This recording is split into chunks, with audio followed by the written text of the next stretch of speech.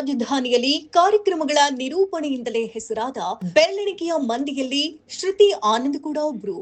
Social ಮೀಡಿಯಾದಲ್ಲಿ ಶ್ರುತಿ ಕೃಷ್ಣ ಎಂದೇ ಜನಪ್ರಿಯರಾದ ಇವರು ಕೆಲವೇ ದಿನಗಳ ಹಿಂದೆ ಶ್ರುತಿ ಶ್ರೀಕಾಂತ್ ಆಗಿದ್ದಾರೆ. ಬಹುದಿನಗಳ ಸ್ನೇಹಿತ ಶ್ರೀಕಾಂತ್ ಜೊತೆ ದಾಂಪತ್ಯ ಬದುಕಿಗೆ ಕಾಲಿಟ್ಟಿದ್ದಾರೆ. ಈ ಸಂದರ್ಭದಲ್ಲಿ ನಮ್ಮೊಂದಿಗೆ ತಮ್ಮ ಪ್ರೀತಿ ಕಥೆಯ ಬಗ್ಗೆಯೂ ಹೇಳಿಕೊಂಡಿದ್ದಾರೆ. ಒಂದು ಟ್ರೂ ಲವ್ಗೆ ಪರ್ಫೆಕ್ಟ್ ಡೆಫಿನೇಷನ್ ಅಂತಂದ್ರೆ ಮೇ ಬಿ ಅದು ಶ್ರೀಕಾಂತ್ ಅವರು. ಶ್ರುತಿ ಹುಟ್ಟಿದ್ದು ಗೌರಿಬಿದನೂರಿನಲ್ಲಿ.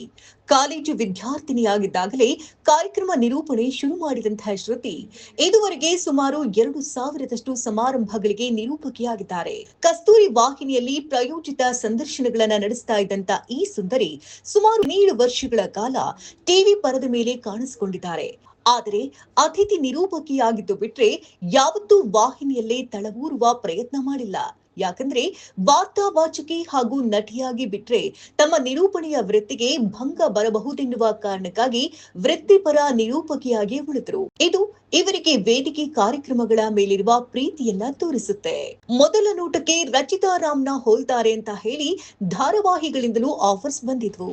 ಆದ್ರೆ ನಟನೆಯ ಆಸಕ್ತಿ ಇದ್ರೂನು ಎಲ್ಲಕ್ಕಿಂತ ಮುಖ್ಯ ಪ್ರೋಗ್ರಾಂ ಕಂಪೇರಿಂಗ್ ಅಂತ ವೇದಿಕೆ ನಿರೂಪಣೆಯನ್ನೇ ಆಯ್ಕೆ ಮಾಡಿಕೊಂಡ್ರು. ರಾಜಕೀಯ ರಂಗದಲ್ಲಿ ಮುಖ್ಯಮಂತ್ರಿ ಸಿದ್ದರಾಮಯ್ಯನವರಿಂದ ಶುರು ಮಾಡಿ ಮಾಜಿ ಪ್ರಧಾನಿ ದೇವೇಗೌಡ, ಮಾಜಿ ಮುಖ್ಯಮಂತ್ರಿಗಳಾದ ಕುಮಾರಸ್ವಾಮಿ, ಯಡಿಯೂರಪ್ಪ, ಬೊಮ್ಮಾಯಿ ತನಕ ದಿಗ್ಗಜರು ಪಾಲ್ಗೊಂಡ ಕಾರ್ಯಕ್ರಮಗಳನ್ನ ನಿರೂಪಿಸಿ ಅವರೆಲ್ಲರ ಮನಗೆದ್ದಿದ್ದಾರೆ. ಸಿನಿಮಾ ರಂಗದಲ್ಲಿ ಚಾಲೆಂಜಿಂಗ್ ಸ್ಟಾರ್ ದರ್ಶನ್ ಅವರ ಕಾರ್ಯಕ್ರಮಗಳಿಂದ ಹಿಡಿದು ಪುನೀತ್ ರಾಜ್ಕುಮಾರ್ ಕಾರ್ಯಕ್ರಮಗಳ ತನಕ ಸ್ಟಾರ್ ಇವೆಂಟ್ಗಳಿಗೆ ಆಂಕರ್ ಆಗಿದ್ದಾರೆ. ಹಿರಿಯ ನಟ ರಮೇಶ್ ಅರವಿಂದ್ ಅವರಿಂದ ಆರಂಭಿಸಿ ಸಾಕಷ್ಟು ಯುವ ತಾರೆಯರನ್ನ ಕಿರುತೆರೆಗಾಗಿ ಸಂದರ್ಶಿಸಿ ಪರಿಚಿತರಾಗಿದ್ದಾರೆ. ಸೆಂಚುರಿ ಸ್ಟಾರ್ ಶಿವರಾಜ್ ಕುಮಾರ್ ಜೊತೆ ಟಾಲಿವುಡ್ ಸ್ಟಾರ್ ನಾಗಾರ್ಜುನ ಭಾಗಿಯಾದ ಅಪರೂಪದ ಕಾರ್ಯಕ್ರಮಗಳಲ್ಲಿ ಹಾಗೂ ಸಿನಿಮಾ ತಾರೆಯರೇ ಪಾಲ್ಗೊಂಡ ರಾಜ್ ಕಪ್ ಕ್ರಿಕೆಟ್ನಲ್ಲಿ ಶ್ರುತಿ ನಿರೂಪಣೆಗೆ ಆಕರ್ಷಣೀಯವಾಗುತ್ತದೆ. ದಕ್ಷಿಣ ಭಾರತದ ಜನಪ್ರಿಯ ಗಾಯಕ ಮನು ಅವರ ಮ್ಯೂಸಿಕಲ್ ಶೋ ಸೇರಿದಂತೆ ಕನ್ನಡದ ಸಾಕಷ್ಟು ಮ್ಯೂಸಿಕಲ್ ಇವೆಂಟ್ಸ್ ನಡೆಸಿಕೊಟ್ಟಿರುವಂತಹ ಕೀರ್ತಿ ಇವರದು.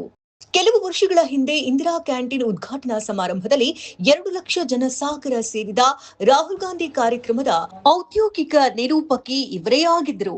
ತಮ್ಮ ನಿರೂಪಣಾ ಪ್ರತಿಭೆಯಿಂದ ವೇದಿಕೆಗಳಲ್ಲೇ ಸನ್ಮಾನಿತೆಯಾಗಿ ಗುರುತಿಸಿಕೊಂಡಿರುವಂತಹ ಶ್ರುತಿ ಅವರಿಗೆ ವಿವಿಧ ಸಂಘ ಸಂಸ್ಥೆಗಳಿಂದ ಬೆಸ್ಟ್ ಆಂಕರ್ ಬಿರುದು ಕೂಡ ಲಭಿಸಿದೆ. ಇದೀಗ ನಿರೂಪಣೆಯ ವೇದಿಕೆಯಿಂದ ಮದುವೆ ಮಂಟಪಕ್ಕೇರಿದಂತಹ ಮಧುವಣಗಿತ್ತಿಯಾಗಿ ಪಾಸಿಟಿವ್ ಪಿಕ್ಚರ್ ಜೊತೆ ತಮ್ಮ ಪ್ರೇಮ ಕಥೆಯನ್ನ ಹಂಚಿಕೊಂಡಿದ್ದು ಹೀಗೆ.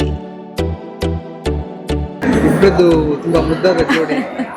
Thank you so much sir. ಜೊತೆಯಾಗಿದ್ದು ತುಂಬಾ ವರ್ಷಗಳ ಹಿಂದೆ ಅಂತೆ, ಅದು ಮನಸ್ಸಲ್ಲಿ ಆ ಪ್ರೀತಿ ಹೇಗೆ ಶುರುವಾಗಿತ್ತು, ಯಾರು ಹೇಳ್ತೀರಿ? ಹೇಳ್ತಾರೆ. ಹೌದು ಸರ್, ನೀವು ಹೇಳ್ದಾಗೆ ಇದು ಒಂದು ರೀತಿನಲ್ಲಿ ಇವಾಗ ನೆನೆಸ್ಕೊಂಡ್ರೆ ತುಂಬ ಮುದ್ದಾದ ಸ್ಟೋರಿ. ಆ್ಯಂಡ್ ಒಂದು ಟ್ರೂ ಲವ್ಗೆ ಪರ್ಫೆಕ್ಟ್ ಡೆಫಿನೇಷನ್ ಅಂತಂದರೆ ಮೇ ಬಿ ಅದು ಶ್ರೀಕಾಂತ್ ಅವರು. ಕಾಲೇಜ್ ಡೇಸಲ್ಲಿ ನಾವಿಬ್ಬರು ಕ್ಲಾಸ್ಮೇಟ್ಸು. ಸೊ ಅದಾದಮೇಲೆ ಅವರಿಗೆ ಲವ್ ಆಯಿತು, ಅದು ನನ್ನ ಹತ್ರ ಹೇಳ್ಕೊಂಡಿದ್ರು ಕೂಡ. ಆಫ್ಟರ್ ದಟ್ ನಾನು ಅದನ್ನು ಒಪ್ಕೊಳ್ಳಿಲ್ಲ. ಅದಾದಮೇಲೆ ಐ ಥಿಂಕ್ 11-12 ಇಯರ್ಸು ನಾವಿಬ್ಬರು ಝೀರೋ ಕಾಂಟ್ಯಾಕ್ಟ್ ಅಂತ ಹೇಳ್ಬೋದು. ಫೋನ್ ಕಾಂಟ್ಯಾಕ್ಟ್ ಇಲ್ಲ, ಸೋಷಿಯಲ್ ಮೀಡಿಯಾ ಕಾಂಟ್ಯಾಕ್ಟ್ ಇಲ್ಲ, ಆ್ಯಂಡ್ ನಾವಿಬ್ಬರು ಡೈರೆಕ್ಟಾಗಂತೂ ಮೀಟ್ ಆಗಿದ್ದೇ ಇಲ್ಲ. ಬಟ್ ಸ್ಟಿಲ್ ಅವರಿಗೆ ಲವ್ ಅಟ್ ಫಸ್ಟ್ ಸೈಟ್ ಅಂತ ಕಾಲೇಜಿಗೆ ಬಂದಿದ್ದು ಫಸ್ಟ್ ದಿನನೇ ಆಗಿತ್ತಂತೆ. ಅದನ್ನು ತುಂಬ ಸಲ ಹೇಳಿದರು, ಬಟ್ ಸ್ಟಿಲ್ ನಾನು ಅದನ್ನು ನಂಬಿರಲಿಲ್ಲ. ಬಟ್ ನಾವು I realised as this is true love ಅಂತ ಹೇಳಿ. ಸೊ ಹಾಗಾಗಿ ವಿ ಆರ್ ಗೆಟ್ಟಿಂಗ್ ಮ್ಯಾರಿಡ್. ಇವತ್ತು ನಮ್ಮ ರಿಸೆಪ್ಷನ್ನು ನೀವೆಲ್ಲ ಬಂದಿದ್ದು ನಮಗೆ ತುಂಬ ಅಂದರೆ ತುಂಬಾ ಖುಷಿ ಆಗ್ತಾ ಇದೆ. ಥ್ಯಾಂಕ್ ಯು ಸೋ ಮಚ್ ಬಂದಿದ್ದಕ್ಕೆ. ಆ್ಯಂಡ್ ಎಲ್ಲ ಲವ್ ಸ್ಟೋರೀಸಲ್ಲೂ ಕೂಡ ಒಂದು ರೀತಿಯಲ್ಲಿ ರೋಲರ್ ಕೋಸ್ಟರ್ ರೈಡ್ ಇದ್ದೇ ಇರುತ್ತೆ ಅನ್ನೋದು ಎಲ್ರಿಗೂ ಗೊತ್ತಿರೋ ವಿಷಯನೇ. ಸೊ ಅದೇ ಥರ ನಮ್ಮಿಬ್ಬರು ಮಧ್ಯದಲ್ಲಿ ಎಷ್ಟು ಪ್ರೀತಿ ಇದೆ, ಎಷ್ಟು ನಾವಿಬ್ಬರು ಅಂಡರ್ಸ್ಟ್ಯಾಂಡಿಂಗಲ್ಲಿ ಇದ್ದೀವಿ, ನಮ್ಮ ಬಾಂಡಿಂಗ್ ಎಷ್ಟು ಸ್ಟ್ರಾಂಗ್ ಆಗಿದೆ ಅನ್ನೋದು ಆ ರೋಲರ್ ಕೋಸ್ಟರ್ ರೈಡ್ ಮೂಲಕ ನಾವಿಬ್ಬರು ತಿಳ್ಕೊಂಡಿದ್ದೀವಿ. ಅಫ್ಕೋರ್ಸ್ ನಿಮ್ಮೆಲ್ಲರ ಬ್ಲೆಸ್ಸಿಂಗ್ಸ್ ನಮ್ಮ ಮೇಲೆ ಇರಲಿ, ಸದಾ ಇರಲಿ ಅಂತ ಹೇಳಿ ಕೇಳ್ಕೊಳ್ತೀವಿ. So this is our small love story. Propose ಮಾಡಿದವರು ಏನು ಅಷ್ಟು ಇಷ್ಟ ಆಗಿತ್ತು? ಆ್ಯಕ್ಚುಲಿ ನಾವು ಕಾಲೇಜಲ್ಲಿ ಜಾಯಿನ್ ಆದಾಗ ನಾನು ಇವೆಲ್ಲ ನೋಡಿದೆ. ಆಫ್ಟರ್ 15-20 ಡೇಸ್ ಆದಮೇಲೆ ದೆನ್ ನಾನು ಅವಳನ್ನ ಇಷ್ಟಪಟ್ಟೆ. Then I propose. ಆಮೇಲೆ ಮತ್ತೆ ಸುಮಾರು ವರ್ಷಗಳ ನಂತರ ಕಾಂಟ್ಯಾಕ್ಟ್ ಆದಾಗಲೂ ಅದೇ ಹೇಳಿದ್ರಂತೆ ನೀವು? ಹೌದು, ಫಸ್ಟ್ ಟೈಮ್ ಶಿ ಕಾಲ್ಡ್, ಅವಾಗಲೂ ಅದನ್ನೇ ಹೇಳಿದೆ. ಅದು ಬಿಟ್ಟು ಬೇರೆ ಏನೂ ಮಾತಾಡಿಲ್ಲ. ನಾನು ಹಾಯ್ ಶ್ರೀಕಾಂತ್ ಹೇಗಿದ್ದೀರಾ ಅಂತ ಒಂದು ಮೆಸೇಜ್ ಹಾಕ್ತೆ. ಅದು 12 ಇಯರ್ಸ್ ಆದಮೇಲೆ ಸುಮ್ಮನೆ ಮದುವೆ ಮಕ್ಕಳು ಎಲ್ಲ ಆಗ್ಬಿಟ್ಟಿರ್ತಾರೆ. ಬಿಕಾಸ್ ಅವರು ಸೋಷಿಯಲ್ ಮೀಡಿಯಾ ಎಲ್ಲ ಏನು ಅಷ್ಟು ಬಳಸ್ತಾ ಇರಲಿಲ್ಲ. ಸೊ ಹಂಗಾಗಿ ಕಾಂಟ್ಯಾಕ್ಟ್ ಇರಲಿಲ್ಲ. ಹೇಗಿದ್ದಾರೆ ಸ್ವಲ್ಪ ಚುಡಾಯಿಸೋಣ ಅಂತ ಅಂದ್ಕೊಂಡೆ. ಬಟ್ ಅವರು ಅದಕ್ಕೆ ಅವಕಾಶನೇ ಕೊಡ್ದಲೆ ಒಂದೇ ಒಂದು ವರ್ಡಲ್ಲಿ ನನ್ನ ಕಟ್ ಹಾಕ್ಬಿಟ್ರು ಅಂತಲೇ ಹೇಳ್ಬೋದು. ಹಾಯ್ ಶ್ರೀಕಾಂತ್ ಹೇಗಿದ್ದೀರಾ ಅಂತ ಹಾಕಿದ ಮೆಸೇಜ್ಗೆ ಐ ಲವ್ ಯು ಅನ್ನೋ ಒಂದು ಸೆಂಟೆನ್ಸ್ ಬಂತು. ಸೊ ಅವಾಗ ಹೇಳ್ತಾರಲ್ಲ ಸರ್, ಕ್ಲೀನ್ ಬೋಲ್ಡ್ ಅಂತ ಹೇಳಿ ಕ್ರಿಕೆಟ್ ಲ್ಯಾಂಗ್ವೇಜ್ ಅಲ್ಲಿ. ಸೊ ಆ ತರ ಕ್ಲೀನ್ 8 ವರ್ಷಗಳಲ್ಲಿ ನೀವು ಫಾಲೋ ಮಾಡ್ತಾ ಇದ್ರೆ ಅವರು ಬೇಡ ಅಂದ್ರು ಕೂಡ ಏನು ನೋಡಿ ಅವರ ಸೋಷಿಯಲ್ ಮೀಡಿಯಾದಲ್ಲಿ ನಾನೇನು ಫಾಲೋ ಮಾಡ್ತಾ ಇರಲಿಲ್ಲ. ಬಟ್ ಐ ಆಸ್ಕ್ಡ್ ನಮ್ಮ ಕ್ಲಾಸ್ಮೇಟ್ಸ್ ಅವ್ರನ್ನ ಕೇಳ್ತಾ ಇದ್ದೆ, ಹೆಂಗಿದ್ದಾರೆ ಏನು ಅಂತ. ಬೇರೆ ಏನು ಲವ್ ಮಾಡಿಲ್ಲ ಅಂತ ಆ ಥರ ಏನಿಲ್ಲ, ಜಸ್ಟ್ ಕೇಳ್ತಾ ಇದ್ದೆ. ನಿಮ್ಗೆ ಹುಡುಗಿ ಯಾರು ನೋಡಿ ಇಲ್ವಾ? ಅಲ್ಲ ನೋಡಿದ್ರು, ಬಟ್ ನಾನು ಹೇಳಿರಲಿಲ್ಲ ಮಾಡಿ ಅಂತ. ನಮ್ಮ ಮನೇಲೆಲ್ಲ ಫೋರ್ಸ್ ಮಾಡ್ತಾ ಇದ್ರು, ಬಟ್ ನಾನೇ ಬೇಡ. ಅವ್ರ ಮನೇಲಿ ತುಂಬಾ ಡಿಮ್ಯಾಂಡ್ ಇತ್ತು, ಮದುವೆ ಮಾಡ್ಕೊಳ್ಳಿ ಅಂತ.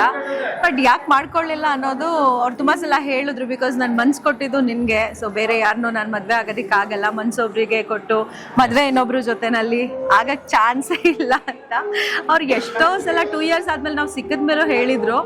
ಬಟ್ ಅದು ಎಲ್ಲೋ ಒಂದ್ ಕಡೆ ಸುಮ್ಮನೆ ಬ್ಲಫ್ ಮಾಡ್ತಿದಾರ ಅನ್ನೋ ಥರ ಅನ್ನಿಸ್ತಾ ಇತ್ತು. ಬಟ್ ಇಲ್ಲಿವರೆಗೂ ಬಂದಾಗ ಇವಾಗ ಅನ್ಸುತ್ತೆ ಒಂದು ನಿಜವಾದ ಪ್ರೀತಿ ಏನು ಅಂತ ಹೇಳಿ ಇವರಿಂದ ಇವತ್ತು ನನಗೆ ಹಾಗನ್ನಿಸ್ತಾ ಇದೆ. ನಿಮ್ಗೂ ಕೂಡ ಮದುವೆ ನೋಡ್ತಾ ಇರಲಿಲ್ಲ ಸರ್? ನಾನು ಒಂದು ಸ್ವಲ್ಪ ಮೈಂಡಲ್ಲಿ ಒಂದಷ್ಟು ಗೋಲ್ಸ್ನ ಸೆಟ್ ಮಾಡ್ಕೊಂಡಿದ್ದೆ. ಆ ಗೋಲ್ಸ್ನ ರೀಚ್ ಆಗಲೇಬೇಕು ಅನ್ನೋದು ನನ್ನ ಮೈಂಡಲ್ಲಿತ್ತು.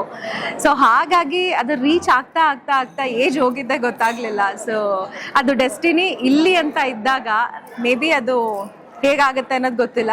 ಬಟ್ ಇಲ್ಲಿಗೆ ಬಂದು ನಿಂತ್ಕೊಂಡಾಗ ಈ ಮೊಮೆಂಟಿಗೆ ಅನ್ನಿಸ್ತಾ ಇದೆ ಮೇ ಬಿ ನಮ್ಮಿಬ್ರು ಡೆಸ್ಟಿನಿ ಸೇರೋದಿತ್ತು ಅನ್ಸುತ್ತೆ. ಸೊ ಹಾಗಾಗಿ ಇಬ್ಬರಿಗೂ ಇಲ್ಲಿವರೆಗೂ ಕರ್ಕೊಂಡು ಬಂದಿದೆ. ಅವರ ಟ್ಯೂಷನ್ ಎಷ್ಟು ಯೂಸ್ ಆಯ್ತು ಸರ್? ಅವರ ಟ್ಯೂಷನ್ ಎಷ್ಟು ಯೂಸ್ ಆಯ್ತು? Is very very very good in maths and accounts, stats ಎಲ್ಲಾನು. ಯಾರು ಸಲಹೆ ಕೊಟ್ಟಿದ್ದು ಅವರಿಂದ ಟ್ಯೂಷನ್ ತಗೋಬೇಕು? ಸರ್ ಆ್ಯಕ್ಚುಲಿ ಶ್ರುತಿ ಶ್ರೀಕಾಂತ್ ಅಲ್ವಾ, ಸೊ ಎಕ್ಸಾಮ್ ಹಾಲ್ ಟಿಕೆಟ್ಸಲ್ಲಿ ನನ್ನ ಹಿಂದೆನೇ ಕೂರ್ತಾ ಇದ್ರು ಇವರು. ಸೊ ಲೈಫಲ್ಲಿ ನನ್ನ ಜೊತೆನಲ್ಲಿ ಕರ್ಕೊಂಡು ಹೋಗ್ತಾ ಇದ್ದಾರೆ. ಸೊ ಎಕ್ಸಾಮಿಗೆ ಹೆಲ್ಪ್ ಆಗಲಿ ಅಂತ ಫ್ರೆಂಡ್ಶಿಪ್ ಮಾಡಿಕೊಂಡೆ. ಅವರು ಲೈಫ್ಗೇನೆ ಜೊತೆಯಾಗಿ ನಿಂತ್ಕೊಂಡಿದ್ದಾರೆ ಇವತ್ತು. ತುಂಬಾ ಹೆಲ್ಪ್ ಆಗಿದೆ ಅವ್ರ ಟ್ಯೂಷನ್ನು. ಒಂದು ನಿಮಿಷ ಅಪ್ಪ. ನೀವು ಅವರಿಗೆ ಟ್ಯೂಷನ್ ಕೊಡೋ ಮೊದಲೇ, ಅಂದರೆ ಅವ್ರು ಕೇಳೋ ಮೊದಲೇ ನೀವು ಅವ್ರನ್ನ ಪರಿಚಯ ಇದು ಮಾಡ್ಕೊಂಡಿಲ್ಲ? ಅಂದರೆ ಅವರು ಮಾತಾಡಿದರೆ ಇದೇ ಪ್ರಪೋಸ್ ಮಾಡಬೇಕು ಅಂತ ಅನ್ಕೊಂಡಿದ್ದೆ. ಟ್ಯೂಷನ್ ಮುಗೋದು ಅಂದ್ರೆ ಕಂಬೈನ್ಡ್ ಸ್ಟಡೀಸ್ ಮಾಡ್ತಿದ್ವಲ್ಲ ನಾವು, ಅದಕ್ಕೆ ಮುಂಚೆನೇ ಪ್ರಪೋಸ್ ಮಾಡಿದ್ದೆ.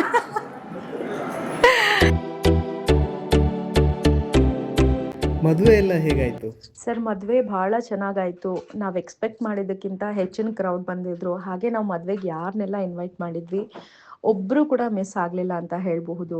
ಸಾಕಷ್ಟು ಜನ VIP ಗಳು ಕೂಡ ಬಂದಿದ್ರು. ತುಂಬಾ ಚೆನ್ನಾಗಾಯಿತು. ಬಿಕಾಸ್ ನಾನು ಯಾವಾಗಲೂ ಸಿಂಪಲ್ ಮ್ಯಾರೇಜ್ನ ಪ್ರಿಫರ್ ಮಾಡ್ತಾ ಇದ್ದೋಳು. ಒಂದು ವೇಳೆ ಮದುವೆ ಹೇಗೆ ಮಾಡ್ಕೋಬೇಕು ಅಂತ ನೀವೇನಾದ್ರು ನನ್ನ ಕೇಳಿದರೆ ಮಂತ್ರ ಮಾಂಗಲ್ಯ ಆ ರೀತಿನಲ್ಲಿ ಮಾಡ್ಕೋಬೇಕು ಅಥವಾ ರಿಜಿಸ್ಟರ್ ಮ್ಯಾರೇಜ್ ಮಾಡ್ಕೋಬೇಕು ಅಂತ ನನ್ನ ಆಸೆ ಇತ್ತು. ಆದರೆ ನನಗೆ ಸಿಕ್ಕಿರೋ ಹುಡುಗ ಅವರಿಗೆ ತುಂಬಾ ಗ್ರ್ಯಾಂಡಾಗಿ ಮದುವೆ ಆಗಬೇಕು ಅನ್ನೋದು ಆಸೆ ಇತ್ತು. ಸೊ ಅವ್ರ ಆಸೆ ಪ್ರಕಾರ ಎಲ್ಲವೂ ಸುಸೂತ್ರವಾಗಿ ನಡೆದಿದೆ. ಅದಕ್ಕೆ ಬಹಳನೇ ಸಂತೋಷ ಇದೆ. ಮುಂದೆ ಏನೆಲ್ಲ ಪ್ಲಾನ್ ಹಾಕೊಂಡಿದ್ದೀರಿ? ಮುಂದಿನ ಜೀವನ ಏನಂತಂದರೆ ನಮ್ಮ ಫ್ಯೂಚರ್ ಬಗ್ಗೆ ಪ್ಲಾನಿಂಗ್ಸ್ ಒಂದಷ್ಟಿದ್ದಾವೆ. ಮದುವೆ, ಮಕ್ಕಳು. ಸೊ ಹೀಗೆ ಕೆರಿಯರ್ನ ಡಿಸ್ಕಂಟಿನ್ಯೂ ಅಂತೂ ಮಾಡೋಕ್ಕಾಗಲ್ಲ. ಅದು ಜೀವನನ ಕೊಟ್ಟಿದೆ ಇಲ್ಲಿವರೆಗೂ. ಸೊ ಅದು ಒಂದು ರೀತಿ ಫೇಸ್ ಆದರೆ ಇದು ಇನ್ನು ನೆಕ್ಸ್ಟ್ ಲೆವೆಲಲ್ಲಿ ನಾವಿಬ್ರು ಚೆನ್ನಾಗಿರ್ತೀವಿ ಅನ್ನೋ ಭರವಸೆ ಮೇಲೆ ಹೊಸ ಜೀವನನ ಶುರು ಮಾಡ್ತಾ ಇದ್ದೀವಿ. ಇನ್ನು ಟ್ರಾವೆಲಿಂಗ್, ಹನಿಮೂನ್ ಅಂತ ತಗೊಂಡ್ರೆ ನನಗೆ ಸಿಕ್ಕಿರೋ ಪಾರ್ಟ್ನರ್ ಕೂಡ ತುಂಬಾ ಟ್ರಾವೆಲಿಂಗ್ ಫ್ರೀಕು, ನಾನು ಕೂಡ ಟ್ರಾವೆಲಿಂಗ್ ಫ್ರೀಕ್ ಇರೋದ್ರಿಂದ ಸೊ ಈ ಮುಂಚೆನೂ ತುಂಬಾ ಟ್ರಾವೆಲ್ ಮಾಡಿದ್ದೀವಿ. ಮದುವೆ ಆದಮೇಲಂತೂ ಇನ್ನೂ ಟ್ರಾವೆಲ್ ಮಾಡೋ ಪ್ಲ್ಯಾನ್ಸ್ ಇದೆ. ಸದ್ಯಕ್ಕೆ ಹನಿಮೂನ್ ಅಂದರೆ ವಿಯೆಟ್ನಾಮ್ ಅಂತ ಅಂದ್ಕೊಂಡಿದ್ದೀವಿ. ಬಿಕಾಸ್ ಆಲ್ಮೋಸ್ಟ್ ಅದು ಒಂಥರ ಮಿನಿ ವರ್ಲ್ಡ್ ಇದ್ದಂಗೆ. ಸೊ ವಿಯೆಟ್ನಾಮ್ ಫುಲ್ ಕಂಪ್ಲೀಟಾಗಿ ಕವರ್ ಮಾಡುವಂಥ ಆಸೆ ಇಬ್ಬರಿಗೂ ಇದೆ. ಸೊ ಅದನ್ನು ಮಾಡೋಣ ಅಂತ ಅಂದ್ಕೊಂಡಿದ್ದೀವಿ. ಆ್ಯಂಡ್ ನಮಗೆ ಈ ಒಂದು ಗೋಲ್ಡನ್ ಆಪರ್ಚುನಿಟಿ ನಮ್ಮ ಲವ್ ಸ್ಟೋರಿ ಬಗ್ಗೆ, ನಮ್ಮ ಮದುವೆ ಬಗ್ಗೆ ಶೇರ್ ಮಾಡ್ಕೊಳ್ಳೋದಕ್ಕೆ ಒಂದು ಅವಕಾಶನ ನೀವು ನಮಗೆ ಮಾಡಿಕೊಟ್ಟಿದ್ದಕ್ಕೆ ತುಂಬಾ ಥ್ಯಾಂಕ್ ಯು ನಮ್ಮಿಬ್ಬರ ಕಡೆಯಿಂದ. Thank you so much sir.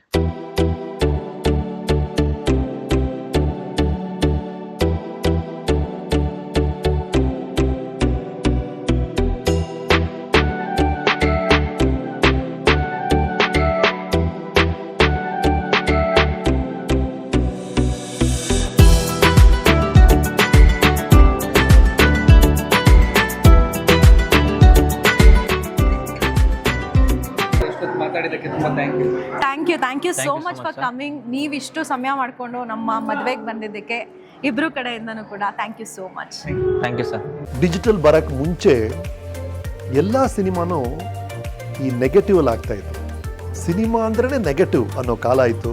ಈಗ ಕಾಲ ಬದಲಾಗಿದೆ, ನೆಗೆಟಿವಿಂದ ಡಿಜಿಟಲ್ ಆಗಿದೆ, ನೆಗೆಟಿವ್ ನ್ಯೂಸಿಂದ ಪಾಸಿಟಿವ್ ನ್ಯೂಸ್ಗೆ ಬದಲಾಗಿದೆ. ಅದೇ ಪಾಸಿಟಿವ್ ಪಿಕ್ಚರ್ ಯೂಟ್ಯೂಬ್ ಚಾನಲ್ ನೋಡಿ ಸಬ್ಸ್ಕ್ರೈಬ್ ಮಾಡಿ.